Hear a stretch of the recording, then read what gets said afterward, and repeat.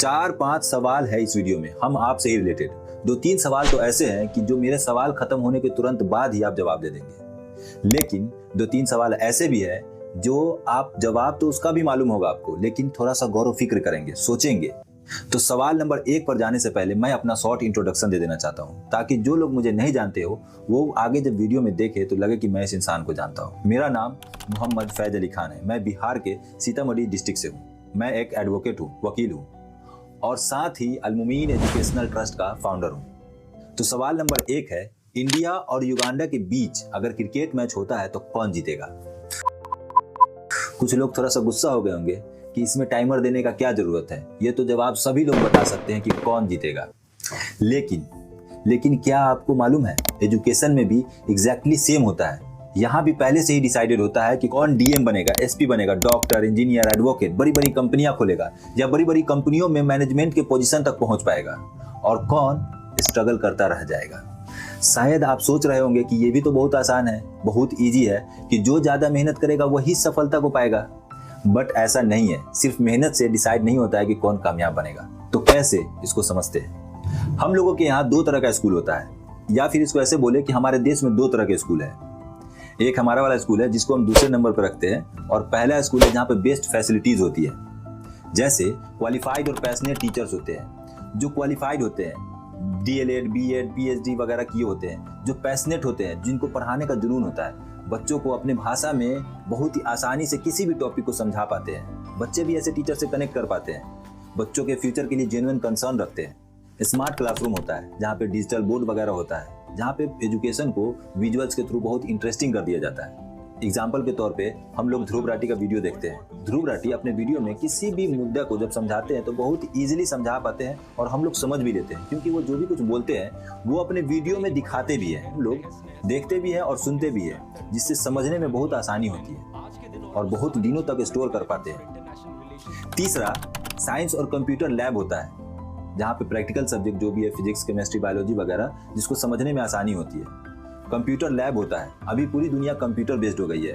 ऐसे स्कूल में बच्चों को शुरू से ही कंप्यूटर का सही इस्तेमाल करना सिखाया जाता है। पब्लिक स्पीकिंग ट्रेनिंग दिया जाता है। बच्चे कहीं भी किन्हीं लोगों के सामने किसी भी टॉपिक पे बेबाक बोल पाते हैं। उनको कोई हेजिटेशन नहीं होता है, कोई डर नहीं होता है। और इसका सबसे ज्यादा बेनिफिट मिलता है जब बड़े बड़े एग्जाम्स में इंटरव्यू लिया जाता है, जैसे यूपीएससी या फिर किसी भी पीसीएस में, या फिर किसी जॉब के लिए आप जाते हैं बड़ी कंपनियों में, तो वहां पे इंटरव्यू लिया जाता है। सबसे ज्यादा पब्लिक स्पीकिंग ट्रेनिंग का यूज वहां पे होता है। काउंसलर्स होते हैं स्कूल में।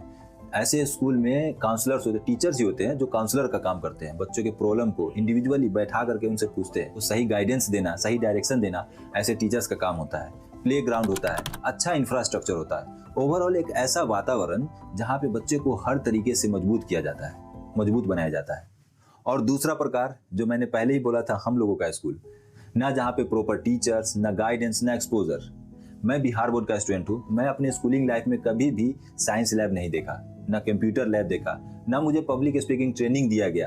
आप अपने बारे में कमेंट में जरूर बताएं, क्या आपको ये सब प्रोवाइड कराया गया, या आप कभी साइंस लैब देखें, कंप्यूटर लैब देखें, या फिर आपको पब्लिक स्पीकिंग ट्रेनिंग दिया गया? खैर, अब सोचिए, दोनों स्कूल के बच्चों के पास डिग्री सेम होती है, लेकिन क्या एजुकेशन सेम होता है? क्या उनका कॉन्फिडेंस सेम होता है? क्या उनकी अपॉर्चुनिटीज सेम होती है? जवाब है नहीं।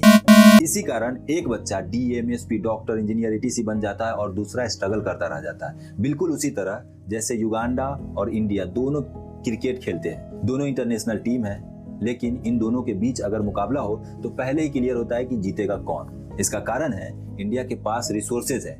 बीसीसीआई जो क्रिकेट बोर्ड है इंडिया का, उसके पास बहुत सारा पैसा है, जिससे उनको खेलने का अपॉर्चुनिटी ज्यादा मिलता है, सपोर्टिंग स्टाफ्स है। और युगांडा के पास लिमिटेड रिसोर्स है। एजुकेशन में भी प्रॉब्लम टैलेंट का नहीं है, प्रॉब्लम है अपॉर्चुनिटीज का। और इसी प्रॉब्लम को सॉल्व करने के लिए मैं एक मिशन पे काम कर रहा हूँ, अल-मोमीन एजुकेशनल ट्रस्ट। अल-मोमीन एजुकेशनल ट्रस्ट के थ्रू क्वालिटी एजुकेशन को आम करना, स्कूल्स बनवाना, गरीब और मिडिल क्लास बच्चों को वही क्वालिटी एजुकेशन मिल सके जो आज सिर्फ और सिर्फ महंगे स्कूलों तक लिमिटेड है, ताकि हर बच्चा, चाहे वो किसी भी बैकग्राउंड से हो, एक अच्छा जॉब पा सके, जिस फील्ड में जाए उस फील्ड में लीड कर सके, बड़ी बड़ी पोजीशन तक पहुंच सके। लेकिन इस मिशन को अकेले पूरा करना मुमकिन नहीं है। मुझे आप लोगों की मदद की जरूरत है। अगर आप चाहते हैं कि किसी गरीब बच्चे का फ्यूचर बदले, अगर आप चाहते हैं कि टैलेंट को सही मौका मिले, तो आप अल मोमीन एजुकेशनल ट्रस्ट के साथ जुड़ सकते हैं और अपनी तरफ से छोटी सी डोनेशन दे करके एक बड़े चेंज का हिस्सा बन सकते हैं।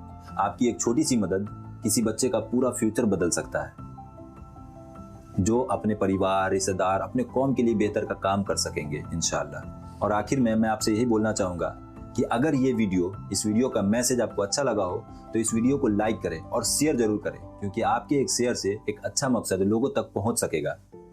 और अभी तक आप ये वीडियो देख रहे हैं तो अपनी राय कमेंट में जरूर बताएं और रहबर फैज यूट्यूब चैनल को सब्सक्राइब करें। आप जहां भी हैं, अल्लाह आपको सलामत रखे।